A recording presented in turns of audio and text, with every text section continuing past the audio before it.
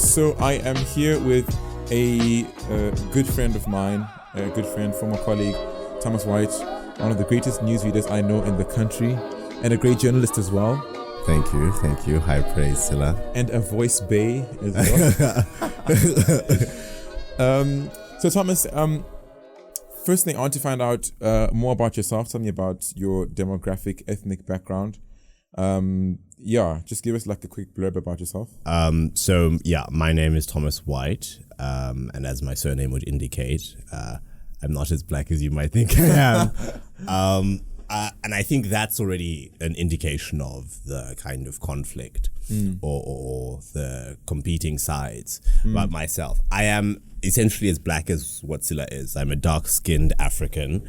However, culturally, I grew up in a colored household with a colored father and a mother whose ethnic background is almost identical to mine. Her mother was essentially black, phenotypically, and then her father was colored, or is what you would pass as a colored person. And so that essentially gave rise to myself. And so, sorry, your mom was classified, because in the older party system, she was classified as black. No, my mother was classified as colored. Okay. So she went to UWC, a predominantly colored university at that time. She stayed in a colored residence, but she was as dark-skinned as I am. And that in and of itself was a source of many problems, because she would tell me experiences of being asked, Fatma Kei, which is essentially, what do you want here? What on earth did you want here, looking as dark as you are? So she got the brunt of it, although she still ended up marrying a colored person. My mother's story, I think, is particularly unique, largely in the sense that there's also a dimension of language. My mother is incapable, much like I am, of speaking any indigenous African language. So she only speaks English and Afrikaans. So what happens is she looks, walks, and seems like a black person. But in the ways that it really matters, my mother is unable to engage in that level with black people. She cannot bua. She cannot bua, she cannot teta. She can't kuluma, none of those things. But that's actually, that's interesting. And I'm guessing the same thing happens because, I'm not South African, but as a black individual in South Africa, people would assume that I'm black. I'm black South African. I'm Zulu. You look like Dumelang, essentially. Perhaps I am. What did people say to you, or what have people said to you and your mom when they speak to you in an African language, and then you're like, sorry, I don't prat the towel? Oh my goodness, it is so awkward. It is, and it's literally a daily exchange that I have to like explain myself. And then they see your student card or your ID or whatever, and they see white, and they're like, but what's going on here? Yes, even that. I had another exchange like that today. I was dealing with the security police at the University of Pretoria as I tried to make my way into campus, and I took out my card and saw my surname was White, and obviously I do not look like someone who should be named Thomas White, but I am, and so he was very interested, and I didn't let the conversation drag on too long. When I was younger, I used to entertain it all the time. So then I would tell you. Did people find it interesting, or did people find it like a spectacle that you're Thomas White, but you're black, but you're actually colored? Cue laughter. That's how the exchange would generally go. But then I'd be asked, and your grandfather and your grandmother and your father and father. And the thing is, I don't think people realize, maybe they think it's a genuine curiosity. Perhaps it is a genuine curiosity. But it is so intrusive to the point that I would find myself at age 10 at the till at Pick and Pay explaining my history to the lady at the counter. At the age of 10 years old. Yeah. It's shocking. So I had that particular experience.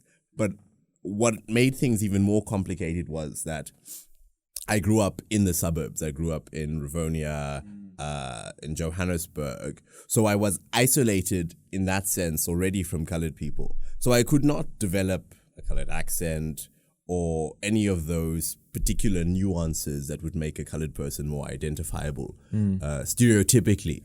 to everyone else. Speaking colored Afrikaans. Yeah, I mean, I can speak Afrikaans. Yeah. I don't know what colored Afrikaans is. I mean, yes, no, there's a unique strain. There is a unique strain of Afrikaans that colored people speak. I can speak that, or at least I have a decent understanding of that. You can make your way. I can make my, especially over the phone. Yeah. But yeah.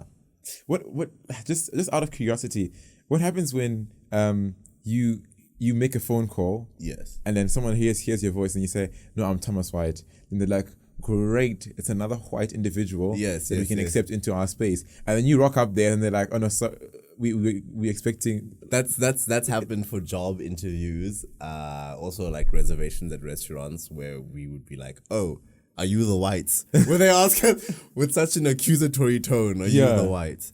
No, it is a thing. A friend suggested I should help black people find property in Cape Town using the accent, which is not something I'm opposed to. More than happy. And the Sean Merrick coming back at Karani James, but it's Van Niekerk leading at the moment. The South African now beginning to tire, or is he? He's pulling away. It's an unbelievable victory by a huge margin. A century of history and 43.03. I can't believe it. He has obliterated Michael Johnson's world record. It was destined to be one of the great races and one of the great days. We haven't even seen Usain Bolt yet, and this has ignited the stadium. Where did that performance come from? The world champion is the Olympic champion and the world record holder. It's a performance to set the hairs on the back of your neck tingling. We've never seen anything like it in an Olympic final. Incredible. And the nation of South Africa will be rejoicing now. They've been talking about him as a future Olympic champion. South Africa's top athlete Wade van Niekerk's victory at the recent Rio Olympics was a bone of contention for black and coloured South Africans. There is such a thing. While some coloured people saw this as a victory for them, some in the black community felt Wade's victory was one for black and coloured people inclusively. I felt it was a victory for everybody in South Africa. Some people even took to social media alleging that in post-apartheid South Africa, it still feels as if the country is only represented from two perspectives, either black or white, and anyone else basically, well, they don't exist. And he got a lead on James and Merritt, and he was right for the pick. Tell me about the colored community in itself, and its relationship to black people, to black South Africans. Yeah, because I get the impression that, for example, there was the athlete Wade van Niekerk.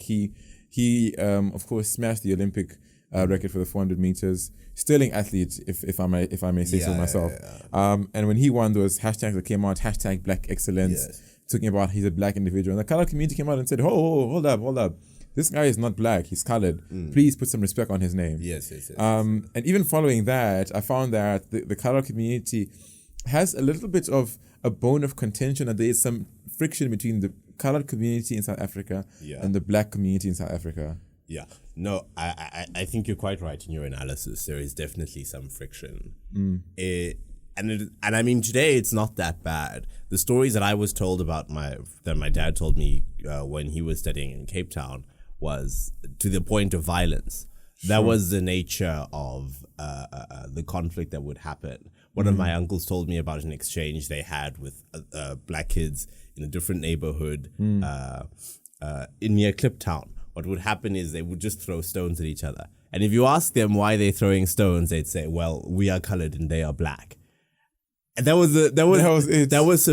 was sufficient justification, at least in the mind of, a young child, a 12-year-old colored boy. Yeah. That was sufficient justification. They are black, hence throw stones at them. This was the logic of the apartheid era. But I think I don't think that South Africans are being honest with each other, particularly in relation to what being colored is. It's a concept that is unique to South Africa. I know that there's a similar relation to it in Latin America with Afro-Latinas, so people who are black but Latinx. Yeah. However, in the South African context, the colored person was created for the purpose of perpetuating the other. It was another way to perpetuate the otherness of black people. Yeah. To recognize that here is a category that by virtue of its proximity to whiteness is made better than black. And this is something that I've noticed a lot, because even the black community, I spoke to a guy and I asked him, so what do you think of colored people? And he says, no, colored people don't know who they are. Yeah. They don't know who they want to be. Yes. And they're actually confused. They must go and find themselves. Yeah. And from that, I picked up that perhaps the black community looks at the colored community as saying, you guys can speak Afrikaans, 1. 2, you're closer to being white, ergo you are better than black. And the colored community as well said, we don't really want to be associated with being black. So we're going to move closer to the white people. Yes, because colored people, the colored community, I find, can sometimes move between being black and being colored. Yeah. Because, for example, one of our great friends, Sadia, I look at her and she looks black. In fact, I would Dumela her. Oh, you would Dumela Sadia? I would, totally. I hear that all the time. Maybe it's because I'm used to colored people that I could spot one out. But there's a girl who I used to study with in high school, I would Sawubona her. Yeah. Until she opens her mouth, then I love how we're like turning these into identifiers. I know. Yeah. So I would greet her in Zulu, and then she'd respond in she responded the first time in English. A colored accent. Yeah. And I was like, hey, wait, what's happening here? Yeah. I had this mindset of colored people. You needed to be balanced. Yeah, I was shook, dude. I was shook to my core. Yeah. So like, for me, I just think that even for black people, how do we as black people look at colored people? Yes. We sort of look at them as saying, no, these guys are better than us and they shouldn't be included in the struggle because they are already close to white people. They get jobs because they speak Afrikaans, so they're good. Yeah. And then of course there's other negative stereotypes that are projected on colored people, like they all wear cavellas and they all have like dry fit caps with carry-mores and they all smoke dacha and they all say yo ma and masakinas and all those things. Yeah. Gangsters, you know? Yeah. Look, I don't know. I feel as though what isn't discussed is the fact that colored people themselves accept their proximity to whiteness. In fact, they celebrate it. And which is it's very difficult, especially in the current socio-political climate, to celebrate any kind of attachment to whiteness because you inherently celebrate colonialism, that legacy, all of that. Yeah. How do they celebrate it? Is there a practical way? Or is I have a friend who wears a kilt. He's Scottish. I don't know what his African side is, and he doesn't know because he doesn't care. Raise his eyebrows. As far as he is concerned, the European ethnicity is sufficient, and he needs he has no interest in the African aspect of it. So that is one method of celebrating whiteness. I know, even looking at genealogy, or whatever you call it. Most colored people would say, no, my grandfather was this, and my grandfather was my other grandfather, or my grandmother. But they won't acknowledge the black side. They won't. So, for example, you have people who are called Friday, for example, and they would acknowledge, no, my grandfather was colored, but my great-grandfather, he was Afrikaans. Yeah. And my great-grandmother was, I don't know, German or something like that. Yeah. No, that's typically what happens. And then there's once again, another erasure of black people in South. And what confuses me is I don't think people are realizing that the split is 50-50. That's essentially what it took to make a colored person. 50% of a European and 50% of a black person. Yeah. Yet there is no discussion of this, the African part of the ethnicity. In my family, I think there was something, there's like a story about this. So my mother was classified as but there was always the threat of reclassification. So what you would find is the Department of Native Affairs, I think it was the Department of Native Affairs, one of the old, very essential parts of the apartheid bureaucracy would send people to other people's houses and assess, do the pencil test, all of those things, feel their hair, check the width of the nose and stuff like that. Yeah. To try and assess this person's. So my mother's mother was very clear in making it that you only speak Afrikaans in this house. You will not speak any other language. My grandmother is Tswana, by the way. And you will only speak Afrikaans, and they only spoke Afrikaans because to do otherwise is to open up the door for reclassification. And you don't want that. That's literally the consequence of that. So your grandmother was protecting the family from being prompted and prodded by some dude with a measuring stick and literally a notepad. Literally. So I mean, she had that experience. And I think that is why I think a lot of colored people were hostile to the idea of accepting their own African ethnicity. However, what I do not find is in the new South Africa, I don't think the pendulum has swung in the other way. I don't think there's this mass effort now by colored people to try and understand their own blackness. And even my own cousins who look colored, as in Gladde hare, light-skinned, I don't see any genuine attempt from them to get in touch with their African side. And it's not like it's far for them to, they're removed from it. They can just go phone their grandmother, seize the opportunity while she is still alive. Yeah, it's true. Again, I mean, this is, find I out don't about want to spoil themselves. all of the things from the book, but like the idea was that you could convince people, and we still see this every day. People are convinced that the reason they aren't achieving is because of another group or another race that is holding them back, and now we're living through the time where it is a lot of the time a white voice that is spreading that message, and that's what the government did in South Africa. They reached out and they said to colored people, you're almost white, you're almost there, just a few shades and you could do it. But unfortunately, you still got that little bit of black in you. And so, you never know if you breed correctly for a few generations, if you marry right, you may be able to ascend to a place of being white. And this sounds ridiculous, but every year in South Africa, people could be reclassified racially.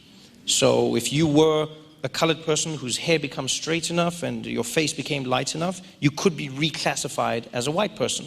And the same could happen inversely if you were seen to be getting too dark, too much time in the sun. Because all I'm hearing is you could be reclassified that as now a colored person. essentially no one wants to be black. Yes, yeah.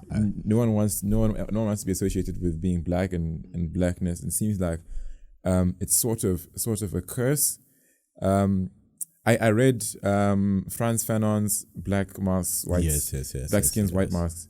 And in it, he says something very interesting. He says that the black man has been dehumanized and turned into a status of subhuman. Yes. Such that anybody who's associated with the black person or with blackness is deemed subhuman. And if you try and get to that level, you're becoming subhuman. Is there any form of victimization or like extreme oppression that a colored person goes through? Like in terms of whether it's not knowing your full identity or confusion or something like that. Because of course, as a black person, we can understand that it's not wanting to be black. But I mean, what is it like for the colored person in that thing?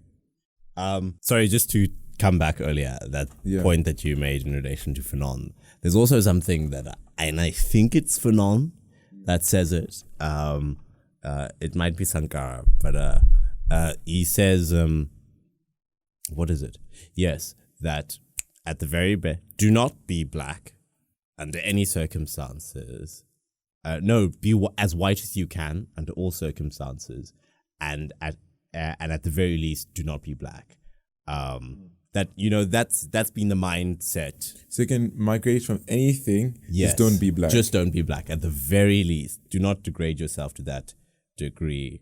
But yeah, in relation to specific prejudices that colored people have faced, one experience that I know to be particularly traumatic was the forced removals in District 6, land is a hot button topic in South Africa. Yeah. And I don't think that there's a lot of discussion about. And where do colored people fall in the land discussion? Yeah. The removal of colored people from District 6 in Cape Town was a very traumatic experience. So essentially you had District 6, which was akin to a Sophia town in the Western Cape, and colored people were removed from this area and thrown into the Cape Flats, which is just from crime rates alone, one of the very worst places to be if you are a South African. Yeah. And the problems that exist in that neighborhood are endemic, systemic. And that is one way in which colored people have been subjected to apartheid. But the other one, the more recent, in apartheid's more recent manifestations, I think it's the absence of a place for a colored person in the new South Africa. You'll often hear colored people speaking about, oh, back then we were too black to be white, now we are too white to be black. I think there's an irony behind that statement, because once again, the colored person is not carving out his own space. He's relying on his proximity to other ethnicities as a basis for his space in South Africa. But yeah, I think that's a real thing. And I think we've seen it particularly in relation to the kind of progress that has happened in colored neighborhoods. I don't think there was a serious attempt in the early 2000s where there was discussions about revitalizing Soweto and traditional black African townships. But there has been nothing in relation to that in El Dorado Park, Annandale, these traditionally colored communities. Yeah. So yeah, I still think that there is a lot. And the thing is, colored people form a minority. So the kind of political political sway that they would have is always minimal. So there is no impact. They do not have sufficient lobbyists in government. In parliament, I mean, I don't see many people that represent or stand up for colored people in politics, parliament. For me, I'm hard pressed to see it, and which is why I remember that friend I told you that I spoke to. He was also like, colored people, they're not anywhere in this country. They're not in parliament. They're struggling in business. I mean, basically, what he said is that all colored people are good for is crime. That's what he was denoting, and I find it extremely unfortunate that there's no representation of colored people, especially in politics, because there's about, according to my research, there's about 4 million colored people in South Africa, out of a population of about 50 million people. It's not a small number, and you'd be surprised, but colored people actually make up a large percentage of the amount of people that speak Afrikaans in this country, which is why Afrikaans has such a strong impact on South Africa. There's about 8 million Afrikaans speakers in South Africa, and I was shocked when I heard that figure. Wow, half of them are colored. Yeah, a large amount of people that speak Afrikaans are colored. That's not too surprising. But I didn't know that it was 8. Wow, that's pretty deep. Yeah, it's between 6 and 8 million. Yeah, people. 6 and 8 million people. Yeah, I think. I mean, look, we don't want to exaggerate the situation. There are some people in politics: Patricia de Lille, Trevor Manuel. But Patricia de Lille's position is now also very and I think the DA will suffer because of that. Because they'll suffer in the Western Cape because of their handling of Patricia de Lille, who is seen as one of the very few colored voices in politics. I mean, the ANC is Jesse Duarte and Tina Jumat Peterson, but these are not individuals held in high esteem themselves. So there is that. I think, I don't know. I think what is required, in all honesty, and this is just my own small assessment, is there needs to be an organization of colored people, the likes of which you've seen amongst Jewish communities or Indian communities, this kind of structuring of an organizational framework with the intention for the upliftment of the community. But what happens is that colored people grow up, they leave these areas that they grew up in, and they assimilate. They either become white, or in fact, they just always try to become as white as possible. They either stay extremely colored or they become white. As white as possible. Yeah. So I think that's what needs to happen in South Africa, and that's a huge endeavor for which, and I can understand the frustration that people would not be too keen to get involved, especially when you need a buy-in from the communities. The communities themselves have to want to be involved in an initiative like that. So it is complicated.